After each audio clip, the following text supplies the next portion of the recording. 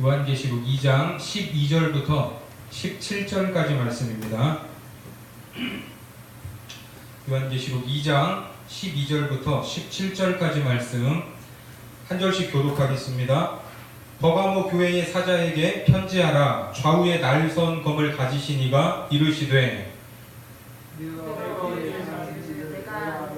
거기는 사탄의 권자가 있는데라. 내가 내 이름을 굳게 잡아서 내 충성된 진 안디바가 너희 가운데 곧 사탄이 산 곳에서 죽임을 당할 때에도 나를 믿는 이들을 저버리지 아니하였도다. 그러나 내게 두어 가지 책망할 것이 있나니 거기 내게 발람의 교훈을 지키는 자들이 있도다. 발람이 발락을 가르쳐 이스라엘 자손 앞에 걸림돌을 놓아 우상의 제물을 먹게 하였고 또 행음하게 하였느니라. 이와 같이 내게도 니골라 당의 교훈을 지키는 자들이 있도다. 그러므로 회개하라. 그리하지 아니하면 내가 내게 속히 가서 내 입의 검으로 그들과 싸우리라. 같이 봅니다. 귀 있는 자는 성령이 교회들에게 하시는 말씀을 들을지어다. 이기는 그에게는 내가 감추었던 만나를 주고 또 흰 돌을 줄 터인데 그 돌 위에 새 이름을 기록한 것이 있나니 받는 자 밖에는 그 이름을 알 사람이 없느니라. 아멘. 예, 감사합니다. 우리는 이 요한계시록에 등장하는 소아시아의 7교회를 지금 하나씩 보고 있습니다. 자, 이 7교회는 주님으로부터 편지를 받는데 칭찬을 받기도 하고 또 책망을 받기도 하죠. 오늘 말씀에 나오는 교회는 몇 번째 교회입니까? 세 번째 교회입니다. 세 번째 이 버가모 교회입니다. 버가모. 자, 우리가 이 지역에 있는 교회에 대해서 제대로 알려면 그 지역에 대한 배경을 알아야 이 교회의 진정한 특성과 존재를 이해할 수 있다고 말씀을 드렸습니다. 자, 버가모는 어떤 도시인가? 우리가 지난주에 봤던 도시가 어떤 도시였죠? 예, 서머나라는 도시였죠. 서머나. 이 서머나라는 도시 앞에는 어떤 바다가 있었냐면 이 에게해라고 불리는 아름다운 바다가 있었는데 이 에게해 연안에서 이 내륙으로 24km 정도 떨어져 있는 도시가 바로 버가모였습니다. 자, 그러니까 이 버가모는 두 번째 도시였던 이 서머나에서 북쪽으로는 한 56km, 그리고 내륙으로는 26km 지점에 있는 도시입니다. 제가 이제 좀 그 설명을 쉽게 하기 위해서 인터넷 지도로 거리를 재면서 살펴보니까, 자, 첫 번째로 나왔던 이 도시, 이 에베소를 제가 어디에 비유했죠? 이 목포에 비유했죠. 에베소는 항구다. 목포도 항구다. 자, 그 에베소에서 이제 쭉 올라오다 보면은 이 영광이라는 곳이 있습니다. 영광, 굴비로 유명한 곳이죠. 자, 거기가 한 두 번째 서머나 정도에 위치하는 도시고, 그리고 이제 그 위쪽, 북쪽으로 56km, 그리고 내륙으로 한 24km 정도 가면은 어떤 도시가 있냐면, 우리나라에 어떤 도시가 있냐면 전주가 있습니다. 전주 아세요? 모르세요? 아시죠? 자, 그러니까 세 번째 도시 버가모는 한 전주 정도에 위치해 있는 도시예요. 그러니까 지금 에베소, 서머나, 버가모 그 위치가 어느 정도 되는지 우리가 뭐 그 현장은 보진 않았지만 우리나라 지도로 따지면 대충 머릿속에 그려지시죠? 자, 특히 이 버가모 지역은 이 지대가 높았습니다. 지대가 높다 보니까 동서남북 어느 곳에서 보든지 다 보였어요. 그 도시가 다 보였고, 마찬가지로 그 도시에서도 사방이 이렇게 뻥 뚫려 있는 그런 지리적인 특성을 가지고 있었습니다. 자, 그렇게 이제 어디서 보든지 이 버가모라는 도시가 잘 보이니까 이 도시에 그리스 헬레니즘 문화 속에서 나오는 온갖 신들, 예? 이 신들의 신전들이 이 버가모라는 도시에 하나둘씩 지어지게 됩니다. 그 신전 중에서도 원뿔 모양의 언덕에 어떤 신전이 있었냐면 이 제우스 신전이 있었어요. 제우스 이름 들어보셨죠? 그리고 아테네 신전, 디오니소스, 그리고 아스클레피오스라는 이렇게 네 가지 신의 4대 신전이 이 언덕, 이 버가모의 언덕에 위치해 있었습니다. 자, 그러면 제우스, 아테네, 디오니소스, 아스클레피오스 이렇게 4개 신전 중에 어떤 신전이 가장 큰 신전이었을까요? 예? 그렇죠. 제우스 신전. 자, 왜 그러죠? 이 제우스는 우리가 많이 들었듯이 신들의 왕이죠. 신들의 왕. 그래서 제우스 신전이 가장 컸습니다. 다른 건물들에 비해 높이 우뚝 솟아 있었어요. 자, 그리고 이 고대 세계의 7대 명물 중에 하나로 이제 불렸고, 그리고 뱀으로 상징되는 의료신, 이 아스클레오스 신전에는 이 돌로 포장이 됐습니다. 지금 이 아스팔트를 쫙 까는데, 그때 당시 이 신전에 돌로 포장된 이 너비가 20m, 길이가 800m의 직선 도로를 놨어요. 그 신전 앞에. 지금은 별거 아니지만 이 당시에는 어마어마한 공사입니다. 어마어마한 공사. 그러니까 이 800m 또 도로 양면에 높이 15m의 돌기둥들이 이 신전 입구를 이렇게 도열해 있는 거예요. 그럼 엄청나게 웅장하게 이렇게 신전을 지어놨습니다. 그래서 이 아크로폴리스에 있는 신전은 지금도 그 모습이 장관이기 때문에 이 세계적인 관광지고, 많은 사람들이 지금도 이 신전 주변을 찾고 있습니다. 자, 이처럼 그리스 신화에 나오는 여러 신들과 그 신전들은 오늘날까지도 이 현대 문명과 우리들이 살고 있는 이 문화에 영향을 끼쳐요, 안 끼쳐요? 지대한 영향을 끼치고 있습니다. 자, 우리나라에서 이 피곤할 때 이렇게 작게 한 병씩 마시는 이 전통 음료, 혹시 뭔지 아세요? 그렇죠. 바카스티. 바카스티 아시죠? 네? 이 바카스티도 그리스 신화에 나오는 바카디라고 불리는 술의 신의 이름입니다. 그 술의 신의 이름을 따온 것이 바카스티예요.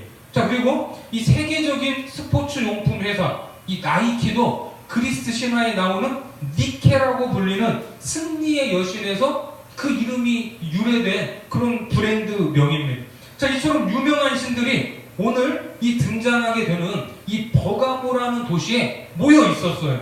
자, 그러면 이 버가모에 모여 있었는데, 이제 이 역사적으로 이 도시를 누가 점령을 하게 되죠? 로마 제국이 이 버가모를 이제 점령하게 됐습니다.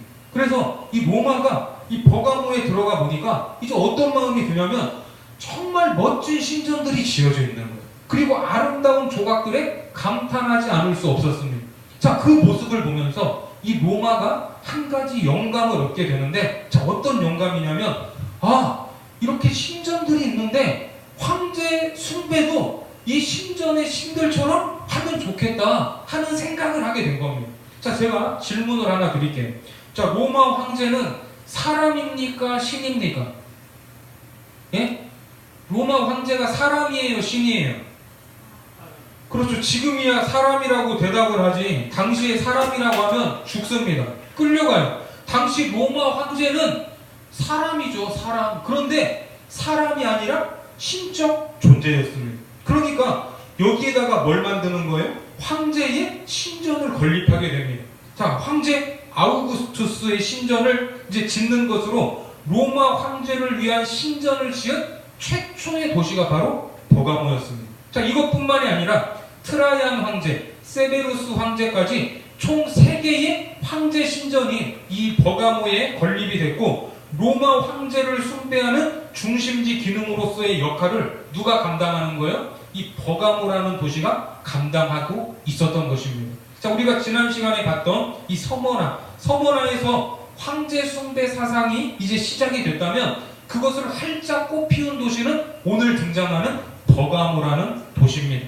이 본격적으로 황제 숭배가 시작된 도시, 바로 이런 도시에 뭐가 있었어요? 교회가 있었어요. 버가모 교회가 있었던 것입니다. 자, 바로 오늘 이 버가모 교회를 향하여 주님이 뭐라고 말씀을 하시는가? 본문 12절 말씀 같이 읽겠습니다. 버가모 교회의 시작. 버가모 교회의 사자에게 편지하라. 좌우에 날선 검을 가지신 이가 이르시되. 자, 여기에 표현하는 주님의 이미지, 주님의 이미지가 뭐예요? 좌우에 날선 검을 가지신 분이다, 이렇게 말씀하고 있죠. 자, 이 이미지는 계시록이 처음 시작하면서 등장했던 이미지와 같습니다. 계시록 1장 16절 말씀에 보면, 자, 이렇게 말씀하고 있죠. 그의 오른손에 7뼈리 있고 그의 입에서 좌우에 날선 검이 나오고. 자, 여기에서 말하는 검은 무엇인가? 검은 심판을 의미합니다. 심판. 만국의 심판권을 가지고 계신 주님의 절대 주권을 상징하는 표현이에요. 입에서 나오는 검, 그건 말씀입니다. 말씀. 자, 그래서 이 말씀이 어떤 기능을 합니까? 누가복음 2장 35절 말씀 같이 읽겠습니다. 시작. 또 칼이 내 마음을 찌르듯 하리니 이는 여러 사람의 마음의 생각을 드러내려 함이니라. 그렇죠. 우리가 말씀을 들을 때에 찔림이 있습니까? 없습니까? 자, 찔림이 있는 거예요. 이게 칼이에요. 이게 주님의 입에서 나오는 검입니다. 그러면 왜 이런 표현으로 말씀을 시작하시는 거예요? 이건 그냥 생각나는 대로 표현하신 말씀이 아닙니다. 이유가 있어요. 당시 이 로마 제국의 이 정복 전쟁은 계속 이어지고 있었습니다. 특히 이 버가모는 동부 지중해에 있는 여러 나라를 침략하기 위해서 골몰하고 있던 이 로마 제국에 적극적으로 협력하는 도시가 됐습니다. 충성을 다하는 거예요. 이 버가모가 로마 제국의 입장에서는 식민지가 이렇게 적극적으로 협조를 하면 이쁘겠어요? 안 이쁘겠어요?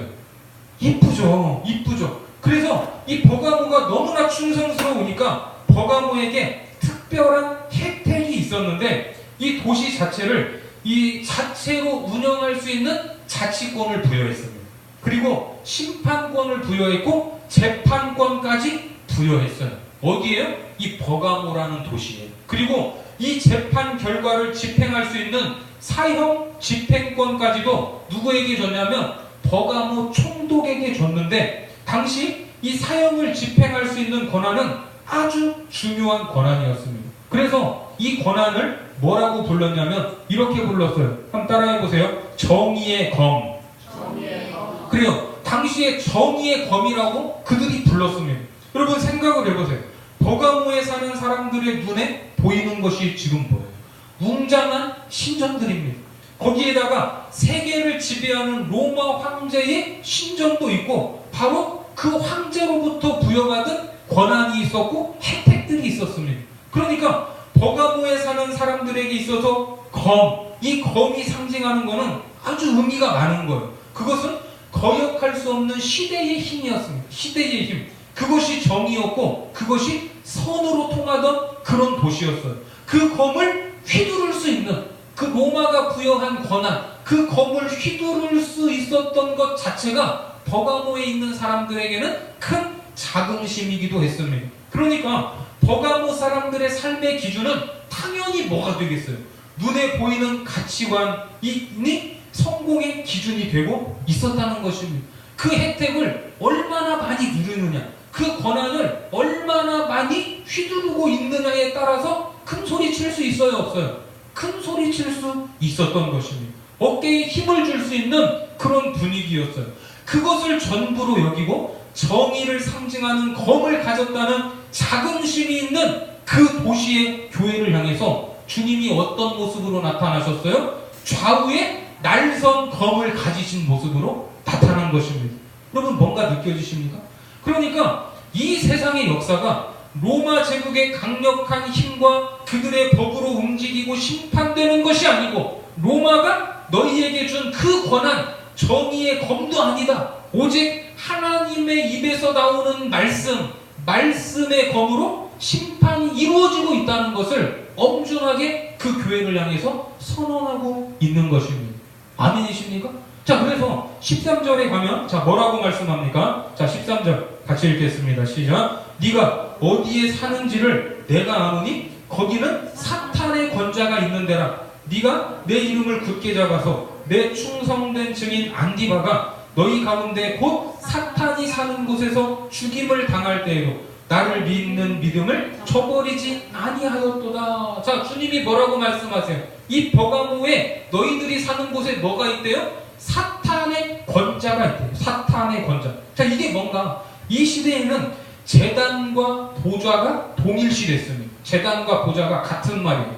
자, 이 지역에 제단이 뭐가 있었죠? 제우스 신전을 비롯한 온갖 신들의 제단과 또 로마 황제의 제단이 있습니다. 신들의 제단에서는 끊임없이 제사가 이어지고 있고 황제 신전에서도 끊이지 않는 황제 숭배 행위가 있었습니다. 자, 이런 분위기가 이 버가모라는 도시의 영적인 분위기였습니다. 하지만 이런 것들은 전부 다 뭐예요? 우상이죠. 우상 숭배입니다.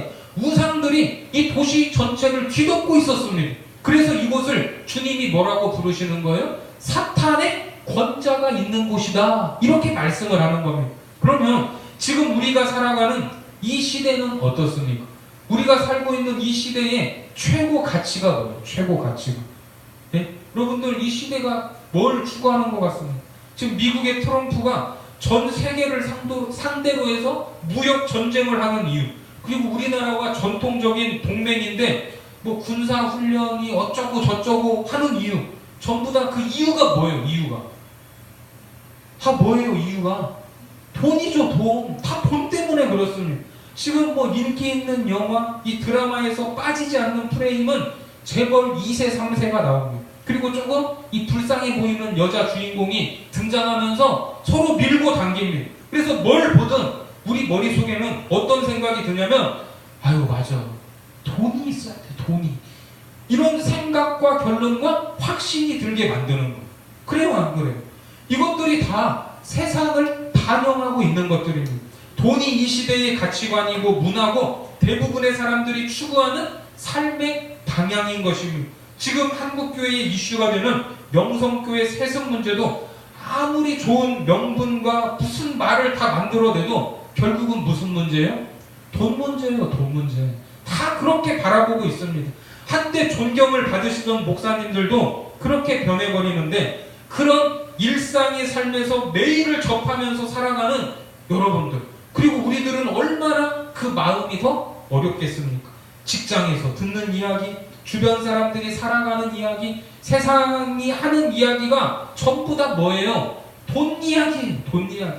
아마도 돈을 추구하게 만들고 돈이 많아야 모든 것이 이루어질 것처럼 생각하게 만들어 버리는 것이면, 뭐 돈이 중요하지 않다는 말이 아니에요. 교회도 돈이 있어야 장소를 얻든 뭐 건축을 하든 할 수 있습니다. 하지만 이런 세상에서 살아가는 우리들을 향하여 성경은 뭐라고 말씀하십니까? 디모데전서 6장 10절 말씀 같이 읽겠습니다. 같이 디모데전서 시작. 돈을 사랑하니 일만하게 뿌리가 되나니 이것을 탐내는 자들은 미혹을 받아 믿음에서 떠나 많은 근심으로써 자기를 찔렀도다. 그러니까 돈이 중요하지 않다는 것이 아니라 돈을 향한 우리의 마음이 어떤가? 돈을 다스리지 못하고 돈을 사랑하면 일만하게 뿌리라고 합니다. 미혹을 받고 믿음에서 떠난다고 합니다. 일만하게 뿌리요. 믿음에서 떠나게 하는 것이라면 이것이 뭐예요? 사탄의 권자예요. 사탄의 권자. 믿습니까? 우리가 세상에서 보는 것은 사탄의 권자입니다. 여기에서 만들어지는 사상, 가치관, 문화들, 이것이 하나님의 뜻에 맞겠습니까? 안 맞겠습니까? 그렇지 않은 것들이 대부분입니다. 그러면 우리가 사는 곳에 뭐가 있는 거예요? 역시 사탄의 권자가 있는 거예요. 사탄의 권자. 그러면 극단적으로 말해서 이런 막 그런 생각을 하게 만드는 이런 드라마를 봐야 돼요, 안 봐야 돼요? 그래도 봐야죠. 일단 재밌으니까. 예? 그러면 이 사탄의 권자가 있는 이 도시, 이 세상을 떠나야 돼요, 안 떠나야 돼요? 사탄의 권자가 있으면 떠나야 돼요? 그럼 돈은 어디서 벌어요? 돈을 벌어야 되는데요. 주님은 우리에게 사탄의 권자가 있는 이곳을 떠나라 이렇게 말씀하지 않습니다. 떠날 수도 없고 떠나서도 안 됩니다. 여전히 이곳 사탄의 권자가 있지만 여기에서 살아가야 됩니다. 그렇게 살아가다가 오늘 본문에 보면 누가 죽었어요? 아까 13절 말씀에 누가 죽었어요? 내 충성된 증인 안디바가 너희 가운데 곧 사탄이 사는 곳에서 죽임을 당할 때에도. 자, 안디바가 죽었습니다. 나의 충성된 증인, 나의 안디바라고 말입니다. 이거 두 번이나 반복해서 나의 이렇게 말씀을 하고 있는데, 주님이 얼마나 아끼던 사람인지 우리가 느낌이 오시죠? 자, 이 사탄의 권자가 있는 곳에서 죽임을 당했다는 것, 이 사실을 주님이 잘 알고 계십니다. 자, 이 안디바는 버가모에서 그리스도인들의 모습이 어떠해야 하는지를 보여주는 대표적인 인물인데, 그의 이름을 통해서 우리가 짐작을 할 수 있어요. 자, 이 안디바는 헬라어로 말하면 안티파스입니다. 안티파스인데, 이 안티라는 말 여러분 들어보셨어요? 안 들어보셨어요? 안티. 이 안티 기독교 하면 기독교를 찬성하는 거예요? 반대하는 거예요? 그렇죠. 그 안티예요. 그 안티. 자, 그런데 안티파스, 이 뒤에 붙은 말은 파테르라는 이 아버지라는 말의 합성어입니다. 자, 안티, 이거는 우리가 잘 알듯이 거스르다, 반대하다는 의미예요. 자, 그래서 무조건 반대하는데, 그런데 우리는 이제 안티라는 말이 반대하다, 거스르다 이 뜻만 알고 있지만, 헬라어에서는 이 안티라는 말이 누구누구를 위하여 뭐뭐 때문에 라는 이런 의미가 있어요. 네? 그러니까 안티 뒤에 붙은 이 파테르가 아버지죠. 아버지. 그러면은 안티와 파테르, 이 파테르는 하늘에 계신 우리 아버지 할 때 그 파테르예요. 그러니까 안티파테르는 어떤 의미가 돼요? 하나님을 위하여, 네? 아버지 때문에라는 의미가 되는 거예요. 헬라 원어의 의미. 자, 그런데 이것이 합성어가 되면서 안티파테르가 아니라 뭐가 됐어요? 안티파스가 됐어요. 안티파스. 자, 뒤에 붙은 파스가 가진 의미는 뭐냐면 모든 것이라는 의미입니다. 한번 따라해보세요. 모든 것. 자, 모든 것이라는 의미를 가지고 있는데, 이때는 앞에 안티가 이제 부정어로 사용이 돼요. 그러면 어떤 의미가 됩니까? 모든 것을 부정하고 모든 것을 반대한다는 의미가 됩니다. 그러니까 이 안디바라는 이름에는 이중적인 의미가 담겨 있는데, 두 가지 의미를 합하면 하나님을 위하여, 하나님 때문에 무엇을 반대하는 거예요? 모든 것을 반대한다는 의미가 되는 것입니다. 이게 안디바라는 이름이 가지고 있는 의미예요. 그러니까 하나님의 뜻에 맞지 않는 모든 가치관과 문화와 사상을 거부했던 사람이 누굽니까? 안디바입니다. 이해가 되세요?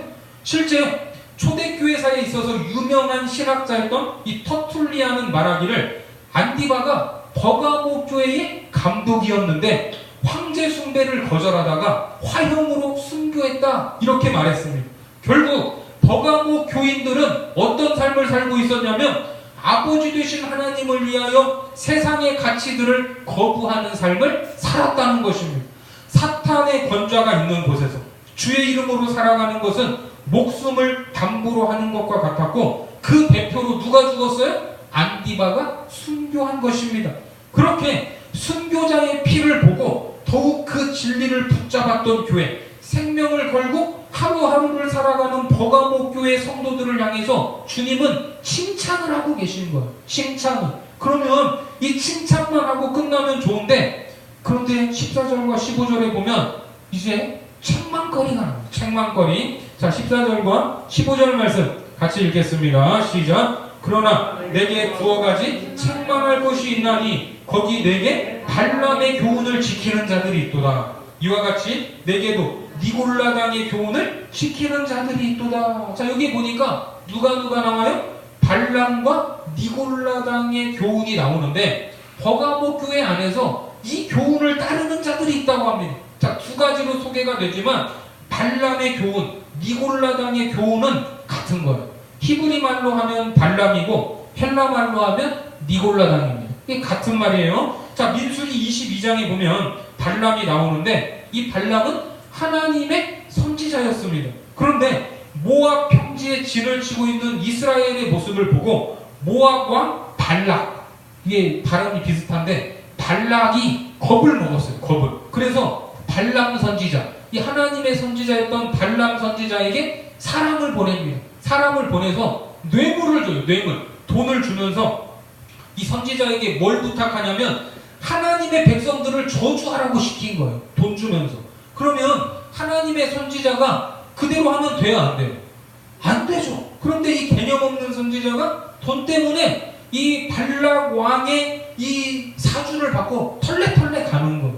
털레털레 가던 그 길을 누가 막아서죠? 말하지 못하는 나귀가 막았습니다. 지금 이 발람은 뭐 때문에 가는 거예요? 돈 때문에, 물질 때문에 가는 길이었어요. 결국에 무슨 짓을 하게 됩니까? 모압 여인 이방 여자와 결혼을 하게 만들고 모압 우상들에게 절하게 만들었습니다. 누가? 하나님의 선지자가. 이런 모습이 어느 교회 안에 있다는 거예요. 오늘 칭찬받았던 버가모 교회 안에 있었다는 거예요. 다른 것도 아니고 순교자의 피가 흐르는 교회 안에서 다른 가치관과 사상이 영합하고 타협하는 모습이 있었던 것입니다. 그것이 교묘하게 혼합이 되어 있었던 거예요. 우리도 열심히 신앙생활을 합니까? 안 합니까? 열심히 하시죠. 예배도 잘 드리시고 뭐 교회 안에서 뭐 이런저런 봉사도 하시고 우리가 주일에 또 몸과 마음과 또 시간과 물질도 드리고 특히나 이 개척교회에 나오시는 분들은 더 훌륭하신 분들 같아요. 그런데 주님께서 좌우의 날선검으로 그 내면과 마음을 이렇게 드러내 보니까 내면에 말씀으로 온전히 가득 차 있는 것이 아니라 주님의 말씀으로 다 보니까 세상의 가치관과 사상으로 우리 내면이 짬뽕되어 있다면 주님이 보시기에 어떻겠습니까? 예? 좋겠어요? 안 좋겠어요? 좋을 수가 없다는 것이죠.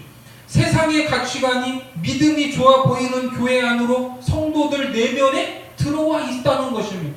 믿음도 좋지만 그래도 돈이 있어야 큰 소리 친다 이렇게 말을 하고 뭐니 해도 뭐니다 거시기가 거시기한 것이다 이렇게 말을 하는 결정적인 순간 오늘날 교회 안으로도 마케팅 기법이 들어오고 경영학이 들어오고 세상 철학과 성공 신화와 같은 것들이 들어와서 순결한 말씀과 교묘히 섞이고 있습니다. 이것이 다 뭐예요? 오늘 버가모 교회가 가지고 있었던 혼합주의와 같은 것들입니다. 왜? 눈에 보이는 것들이 그런 것들이고 들리는 소리와 접하고 있는 문화들이 모조리 좋아 보이거든요.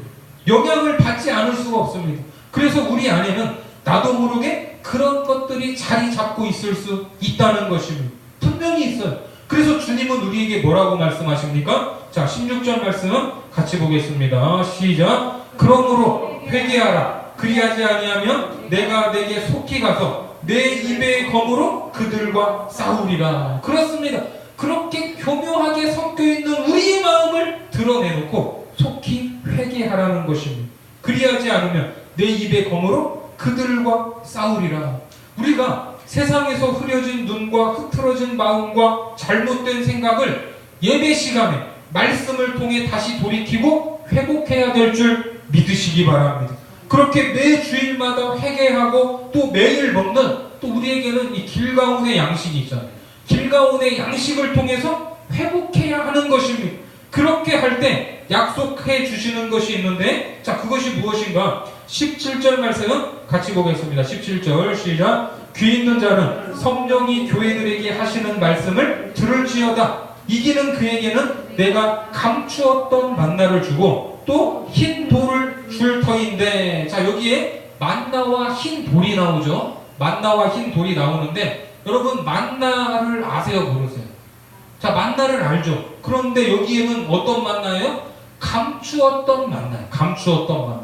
자 이 감추었던 만나는 뭔가 이 구약의 성막 이제 솔로몬 성전이 지어지기 전에 이제 하나님의 그 성막이 있었죠. 성막. 이 성막에는 성소가 있었는데 성소의 휘장 뒤에 있는 이 장막을 지성소라고 했어요. 지성소. 이 지성소 안에는 언약궤가 있습니다. 언약궤. 그리고 그 언약궤의 뚜껑을 열어보면 이제 금 항아리가 있어요. 금 항아리. 금 항아리가 있는데 이 항아리 안에는 뭐가 있냐? 한번 따라해보세요. 아론의 쌍난 지팡이, 10계명의 돌판, 만나. 그래요. 이 세 가지가 있었어요. 이 언약궤 안에. 그런데 이 언약궤를 분실하게 됩니다. 분실. BC 586년에 분실되었다고 하는데 이미 이 언약궤가 분실되기 전에 언약궤 안에 있던 이 만나는 그 전에 사라져버렸대요. 이 안에 있던 만나. 이거 어떻게 된 일인가? 성경에 나오지는 않지만 유대 전승에 의하면 이제 두 나라로 쪼개졌던 북이스라엘과 남유다가 망하지 않습니까? 자 그때 예레미야 선지자가 바벨론에게 이게 빼앗기지 않기 위해서 언약궤 안에 있던 만나를 감추었다. 이렇게 유대 전승에 이렇게 내려와요. 자 이것이 감추어진 만나예요. 예레미야 선지자가 숨겨놓은 이 감추어진 만나가 언제? 종말에 회복될 것이라는 말씀입니다. 자 그리고 또 뭘 줘요? 흰 돌입니다. 흰 돌. 구약에서는 이 흰 돌이 사용될 때가 7가지 경우가 있었어요. 7가지 경우. 자 모두 다 설명할 수는 없지만 성경학자들이 오늘 이 본문에 등장하는 흰 돌의 역할을 이제 2가지로 압축해 줍니다. 자 먼저는 재판관들이 재판할 때 던졌던 용도로 자유와 승리를 선포할 때 흰 돌을 던졌대요. 자유와 승리를 선포할 때 재판관들이 흰 돌을 던졌어요. 그리고 또 하나는 잔치에 입장하는 티켓으로 사용되었던 것이 바로 흰 돌입니다. 흰 돌. 흰 돌이 없으면 잔치에 들어갈 수 없는 거예요. 다시 만나와 흰 돌을 본문으로 다시 가서 보면 14절 말씀 같이 읽겠습니다. 14절 시작. 이스라엘 자손 앞에 걸림돌을 놓아 우상의 제물을 먹게 하였고 또 행음하게 하였느니라. 여기 보니까 이스라엘 자손이 우상의 제물과 행음을 했다고 하죠. 이게 무슨 말이냐면 시대의 조류에 밀렸고 그것을 탐하고 그것에 영합했다는 말입니다. 하지만 이것을 뒤쫓지 않고 회개하고 돌이키면 우상의 제물, 여기 우상의 제물이 나오죠? 우상의 제물 대신 주님이 뭘 주신다는 거예요? 하늘의 신령한 양식이었던 만나, 감추인 만나를 주시겠다는 것입니다. 그리고 신전에서, 이 우상의 신전에서 신전 창녀들과 더불어 음행하면서 죄악이 주는 즐거움의 자리를 거부하고 회개하고 돌이키면 뭘 주셔서? 흰 돌을 주셔서 어떤 자리로? 영원한 천국의 잔치자리로 초청하시겠다는 의미입니다. 아멘이십니까? 그 잔치의 초청장이 되는 흰 돌 위에 무엇이 적혀 있습니까? 17절 같이 봅니다. 17절 시작. 그 돌 위에 새 이름을 기록한 것이 있나니 받는 자 밖에는 그 이름을 알 사람이 없느니라. 보세요. 흰 돌을 주시는데 그 흰 돌에 뭐가 있어요? 새 이름이 있습니다. 새 이름. 이 새 이름은 참새, 독수리, 앵무새 그 새 이름이 아니라 새로운 이름이에요. 새로운 이름. 이거는 누구만 알아요? 그 흰 돌을 받는 사람만 알 수 있습니다. 우리가 이 놀라운 비밀을 받은 자임을 믿으시기 바랍니다. 이사야 65장에 보면 하나님께서 패역한 백성들, 하나님을 찾지 않는 백성들을 벌하시고 하나님의 종들에게는 기쁨과 좋은 것들로 채우시겠다는 약속의 말씀을 하시는데, 이사야 65장 13절부터 15절까지 같이 한번 읽겠습니다. 이러므로 시작. 이러므로 주 여호와께서 이와 같이 말씀하시니라. 보라, 나의 종들은 먹을 것이로되 너희는 줄일 것이니라. 보라, 나의 종들은 마실 것이로되 너희는 갈할 것이니라. 보라, 나의 종들은 기뻐할 것이로되 너희는 수치를 당할 것이라. 보라, 나의 종들은 마음이 즐거움으로 노래할 것이로되 너희는 마음이 슬픔으로 울며 심령이 상함으로 통곡할 것이며, 또 너희가 남겨놓은 이름은 내가 택한 자의 저주거리가 될 것이니라. 주 여호와 내가 너를 죽이고 내 종들은 뭘 한다고요? 다른 이름으로 부르리라. 내 종들을 다른 이름, 새 이름으로 부르시겠다는 것입니다. 그래서 주님이 오시는 그날 주님과의 혼인잔치로, 영원한 천국잔치로 들어가게 되는 것입니다. 흰 돌에 그 비밀이 적혀져 있다는 거예요. 그래서 우리는 예배를 통해서 우리가 세상 가운데에서 보이는 것은 사탄의 권자지만 다시 한번 이 예배를 통해서 믿음의 눈을 들어 어디를 봐야 돼요? 하나님의 보좌, 하늘 보좌를 바라봐야 하는 것입니다.